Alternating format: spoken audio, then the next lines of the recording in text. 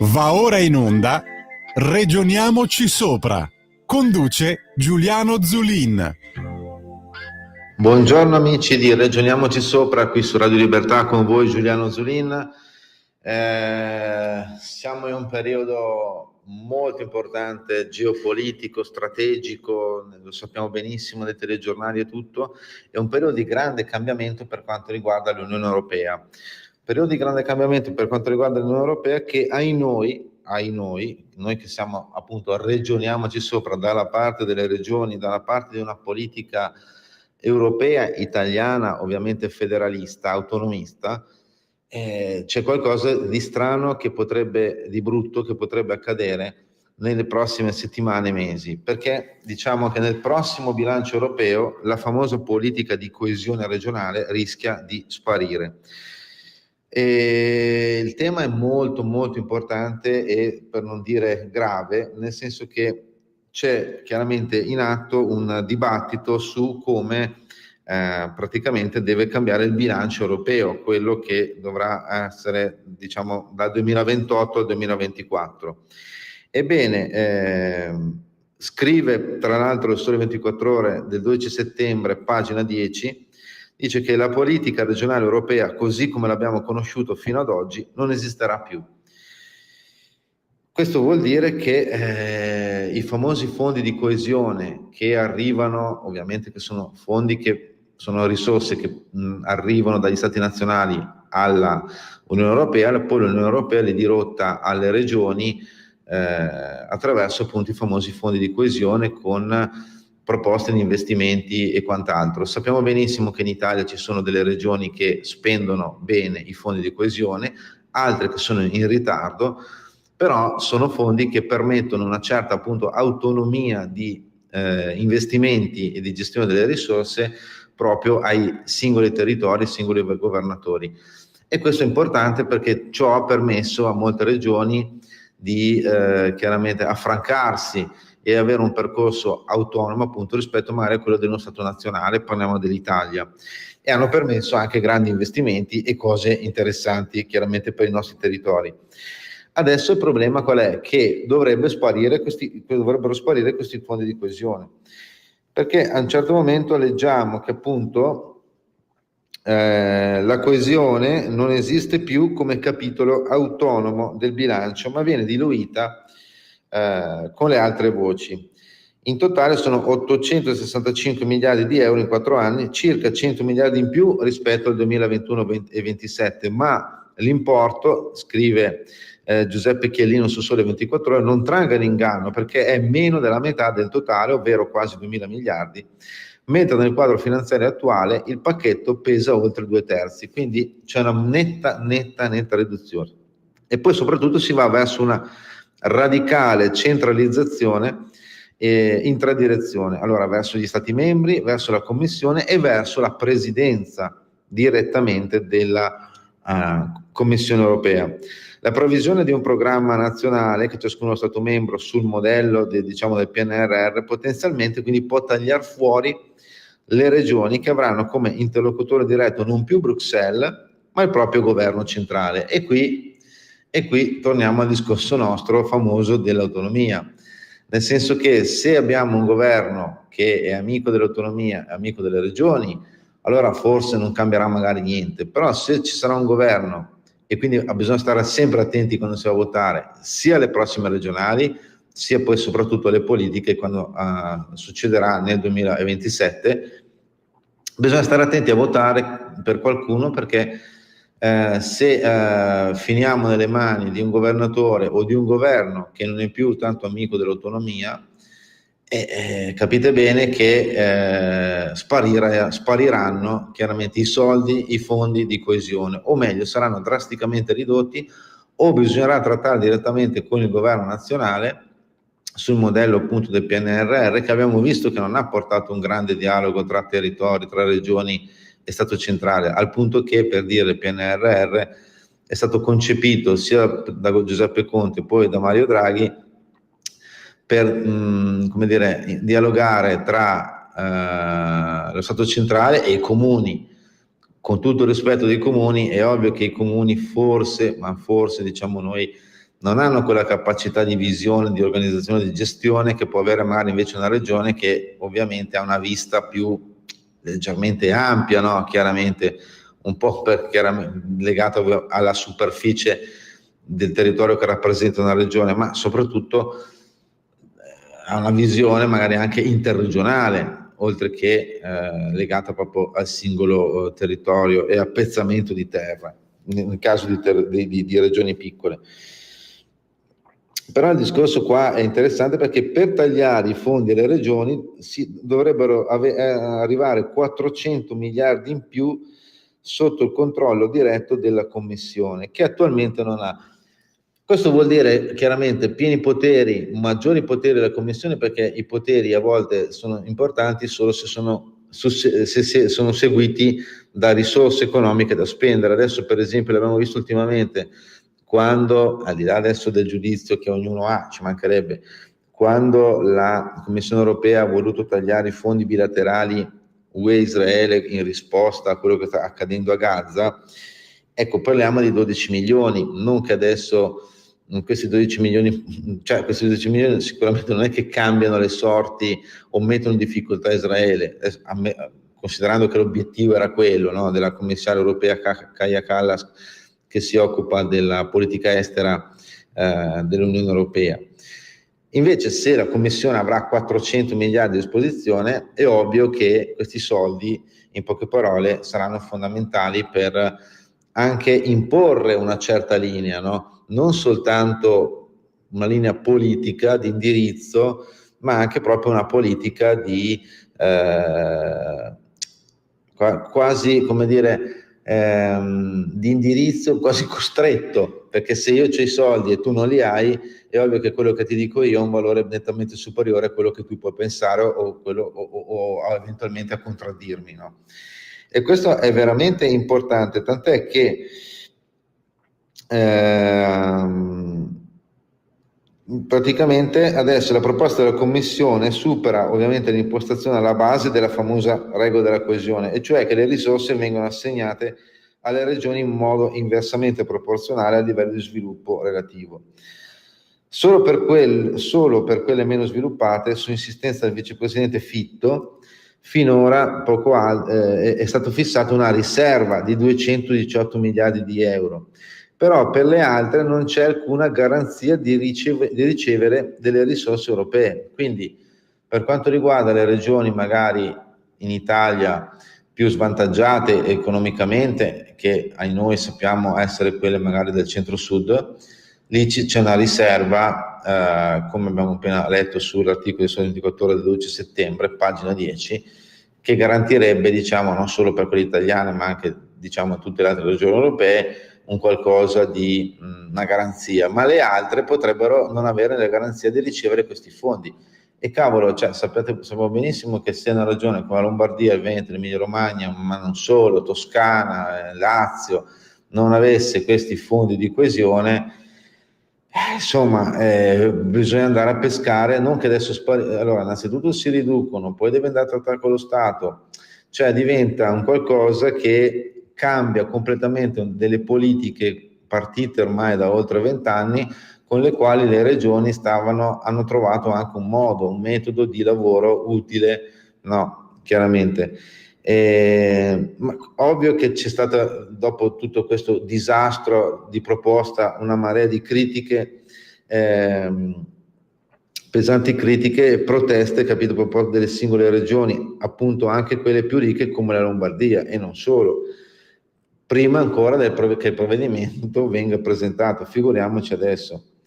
Delle tre categorie in cui oggi vengono suddivise per la distribuzione dei fondi strutturali c'è traccia solo in riferimento ai limiti di cofinanziamento dovuto da quegli Stati membri che decideranno di finanziare tutte le regioni, anche quelle appunto più sviluppate. Tra i territori pronti a dare battaglia ci sono i Länder tedeschi, alle prese con una transizione industriale profonda e molto pesante dal punto di vista sociale ed economico, e questo potrebbe anche voler dire che in Parlamento la von der Leyen non avrà magari la piena copertura del Partito Popolare su questa proposta, visto che la CSU, che è molto forte sia nel governo tedesco che ovviamente in Baviera, dove diciamo domina da decenni, potrebbe mettere i bastoni tra le ruote. Speriamo che anche i territori italiani, i rappresentanti dei territori italiani mettano i bastoni tra le ruote a questo provvedimento, che veramente è una contraddizione in sé per sé, perché l'Unione Europea dovrebbe aiutare, tra virgolette, chi è un po' più in difficoltà, ma non solo chi è in difficoltà, ma creare appunto una coesione, cioè maggiori risorse a chi è più indietro per farlo arrivare alla pari o comunque avvicinarsi a chi, tra virgolette, corre un po' di più, ma quelli che corrono un po' di più non è che puoi tagliargli i soldi, perché allora questi vanno indietro, quindi non facciamo nessuno sviluppo collettivo dell'Unione Europea, ma l'Unione Europea non solo resta ferma, ma va indietro rispetto a altri competitor mondiali, Stati Uniti, Cina e non solo. Leggo e chiudo prima della pausa una cosa, cioè il durissimo commento di Catatutto. Catatutto è presidente del Comitato delle Regioni, è socialista ed è ungherese, quindi diciamo non è orbaniana, è socialista, un'opposizione a Orban. In sostanza lei ha detto, riferendosi tra l'altro al discorso dell'Unione di Ursula von der Leyen, nel discorso dello Stato dell'Unione la coesione è già scomparsa. Solo pochi giorni fa von der Leyen affermava che è il cuore della UE e la proposta di bilancio strappa il cuore, dice Catatutto, che è la Presidente del Comitato delle Regioni presso l'Unione Europea. La proposta di bilancio strappa il cuore, lo taglia in 27 pezzi e lo consegna in un sacchetto alle capitali. L'Europa è rimasta con un cervello in un barattolo. Draghi è stato completamente frainteso. Queste sono parole di una esponente del Partito Socialista ungherese, quindi non sovranisti, non chissà chi. Ragazzi, sta succedendo qualcosa di veramente importante e terrificante per quanto riguarda le regioni, e uno potrebbe dire chi se ne frega, ma i fondi di coesione sono stati fondamentali per tantissime iniziative imprenditoriali, ma anche di servizi verso i cittadini che hanno offerto le regioni. Se tagliano i fondi di coesione, come vuole Ursula von der Leyen nella sua nuova proposta di bilancio, potremo avere meno servizi, meno possibilità di sviluppo imprenditoriale, meno lavoro e quindi, come dire, stare peggio di adesso. E abbiamo appena parlato di questa terribile proposta di bilancio europeo che vede il rischio di un netto taglio, una cancellazione dei fondi di coesione verso le regioni europee, e quindi a noi interessano quelle italiane. Regioni italiane che sono chiaramente alle prese anche con il nostro classico discorso, che è quello dell'autonomia differenziata. E a che punto siamo? Perché anche qua, diciamo, c'è stato un vertice di maggioranza pochi giorni fa proprio sull'autonomia e si è deciso di andare avanti in un percorso. Domenica c'è stato il tradizionale raduno a festa di Pontida della Lega che è il partito in prima fila appunto per quanto riguarda l'autonomia, non da oggi ma da chiaramente decenni, e ha parlato il ministro per l'autonomia, proprio Calderoli, no? Il quale ha detto: l'anno scorso avevo detto che il 2025 sarebbe stato l'anno dell'autonomia. Oggi su questo il bicchiere è mezzo pieno, ma se Pontida l'avessimo fatta a dicembre probabilmente sarebbe stato pieno del tutto, quindi dicembre 2025. Ha parlato appunto a lungo dell'interparlamentare della legge fino alle richieste delle prime 4 regioni. Poi ha detto: poi la sinistra che usa le armi non convenzionali per batterci ha tentato quello del referendum bocciato, e poi hanno messo di mezzo la Corte Costituzionale. E infine ha citato anche una frase in dialetto di Umberto Bossi, appunto mai mulà, e io, dice Calderoli, non ho mai mollato e sono andato avanti, ho scritto la legge sui LEP che verrà esaminata dal Senato, ho proseguito i negoziati sulle 3 materie non LEP a partire dalla protezione civile. Quindi Roberto Calderoli ci ha detto più o meno dicembre. No, dicembre potrebbe essere la data in cui forse parte l'autonomia. Dicembre 2025, cosa vuol dire dicembre 2025? Dicembre 2025 vuol dire che sono 8 anni dal referendum, quello diciamo votato in Lombardia e in Veneto nel 2017 per chiedere l'autonomia, 8 anni. Sono 24 anni dalla modifica e oltre dalla modifica della Costituzione voluta dal centro-sinistra, che ha introdotto il famoso regionalismo differenziato, insomma, e che poi il centro-sinistra non ha mai voluto portare avanti, no? Ma riprendendo sempre le frasi di Roberto Calderoli, no? Dice che c'è stata una polemica, no? Sul fatto, quando lui aveva detto che chiaramente l'hanno accusato di essere secessionista, una roba del genere, no? Quando era andato sul Monviso, no?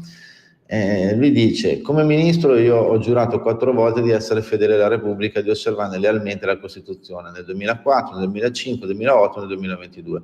L'ho fatto ogni volta in maniera convinta. Ricordo anche che della medesima Costituzione fa parte, appunto, fra i principi fondamentali, l'articolo 5, che non si limita a affermare che l'Italia è una e indivisibile, ma prosegue esattamente prevedendo che la Repubblica debba attuare nei servizi che dipendono dallo Stato il più ampio decentramento amministrativo, adeguando i principi e i modelli della sua legislazione alle esigenze dell'autonomia e del decentramento.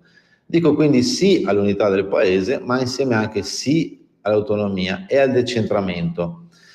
Questo l'ha detto tra l'altro il Question Time, no? Perché gli avevano rotto le scatole quelli di Italia Viva sulle affermazioni, appunto, come dicevo prima, fatte sul Monviso a fine agosto, quando lui praticamente riferito alle vicende del 96 e quindi a discorsi 30 anni fa. Ha detto poi Calderoli: si tratta di fatti che hanno anche formato oggetto di procedimenti penali a mio carico, dei quali tra l'altro sono sempre uscito assolto. Se oggi l'interrogazione di Italia Viva mi contesta nostalgici ricordi di un'altra era politica, per me ciò vuol dire che si intende rifare il processo alle mie intenzioni di allora e non a quelle di oggi. Tra l'altro, rimarco ancora Calderoli, l'interrogante, che appunto sono quelli di Italia Viva, ha estrapolato solo alcuni passaggi del mio discorso, omettendone altri, fra cui la mia sottolineatura di quanto quella frase politica sia stata determinante per giungere appunto alla riforma del titolo quinto, ne abbiamo parlato qui a Ragioniamoci Sopra poche settimane fa, e quindi l'inserimento in Costituzione dell'autonomia differenziata. E niente, lui dice: no, ho sempre avuto a cuore gli interessi di tutto il paese, continuato Calderoli, affrontando i problemi delle aree interne e delle zone svantaggiate, indipendentemente che fossero al nord o al sud. Penso alla recente legge sulla montagna, al disegno di legge sulle isole minori in corso di elaborazione e soprattutto al disegno di legge delega al Senato relativo ai livelli essenziali delle prestazioni, concernenti diritti civili e sociali da garantire uniformemente in tutto il paese, che tra l'altro, giustamente sottolinea Calderoli, è il primo e unico progetto organico dal 2001. E quindi, ha concluso Calderoli, chi contrasta oggi l'autonomia mantiene e contribuisce ad acuire una spaccatura nel paese che non è politica né geografica, ma economica e sociale. Chi contrasta oggi l'autonomia, accusa me ancora a distanza di 30 anni di secessione, accetta di varie fratture che già esistono e sono sotto gli occhi di tutti. Chi contrasta oggi l'autonomia, ha concluso infine Calderoli, vuole che nulla cambi e di certo non promuove l'unità della Repubblica.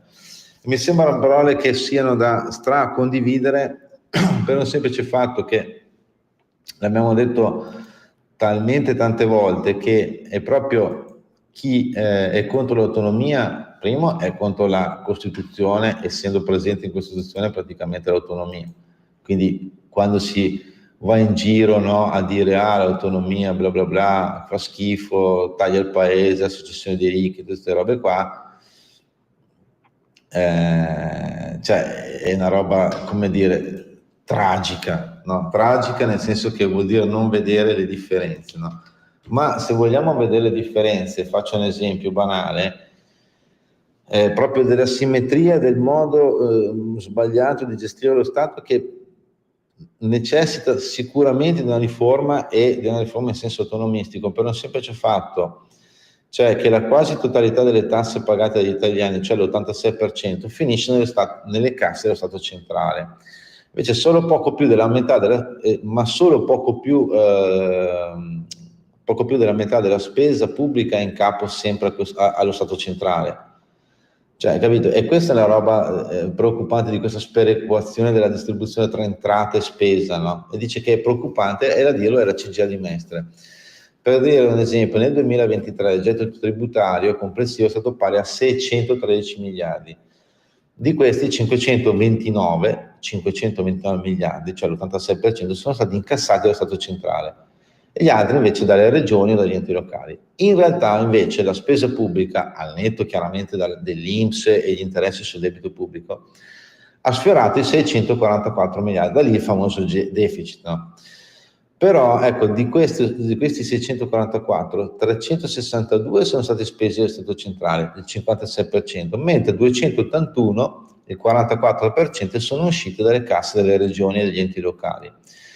Cioè questo implica che la capacità finanziaria di regioni e comuni dipende da trasferimenti statali, che sono però spesso vincolati dall'andamento della spesa storica e dalla capacità dell'amministrazione di negoziare tali risorse con Roma, dice appunto la CGA. Ma come abbiamo detto tante volte qui, ragioniamoci sopra, no? E quindi no, e questo è un po' il tema importante, no? Nel senso che porca la miseria, cioè non è possibile che lo Stato incassi 500 miliardi, poi però le regioni ne spendono 280.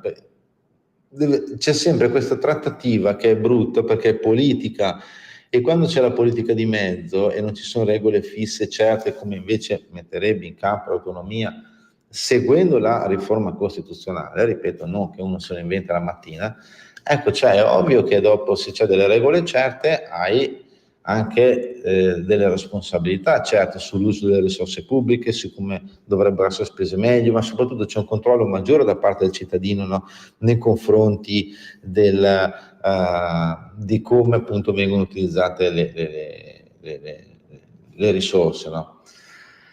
Le regioni del Mezzogiorno, per dire, presentano un risultato che è positivo, nel senso che, cioè, a livello di famoso residuo fiscale, no? Al netto delle regioni a statuto speciale, dalla Banca d'Italia, appunto, come abbiamo detto tante volte qua, ricorda la CGIA di Mestre, hanno un flusso negativo, cioè ricevono meno di quello che dovrebbero, come dire, ottenere, no? Sono le due regioni che più delle altre stanno chiedendo con forza l'autonomia differenziata, sono appunto Lombardia e Veneto, che vivono proprio di una disparità di trattamento, no? Secondo l'ufficio studi del CGA, l'esistenza di un residuo fiscale eccessivamente negativo costituisce appunto una delle motivazioni della richiesta dell'autonomia differenziata da parte, non so, di Lombardia e Veneto. Anche se con sfaccettature diverse, tutte comunque sono in linea di principio consapevoli che il centralismo ha accentuato le disparità tra i territori. Le regioni del Mezzogiorno invece presentano tutte un risultato positivo, e cioè i flussi finanziari che ricevono dallo Stato centrale sono superiori alle risorse fiscali che versano allo Stato stesso. La Campania, ad esempio, nel 2019 ha registrato un saldo pro capite di più 1.380 euro, la Puglia più 2.440 euro, Sicilia più 2.989 euro, Calabria più 3.085 euro. Conclude la CGA, è chiaro ovviamente, questo è normale, cioè da sempre si registrano forti trasferimenti da nord a sud. Tutto ciò in linea di massima non è dovuto a un'eccessiva spesa presente nel sud, ma al fatto che i redditi del Mezzogiorno ovviamente sono più bassi, e quindi sono più basse le tasse e i contributi versati dai residenti di questa ripartizione geografica.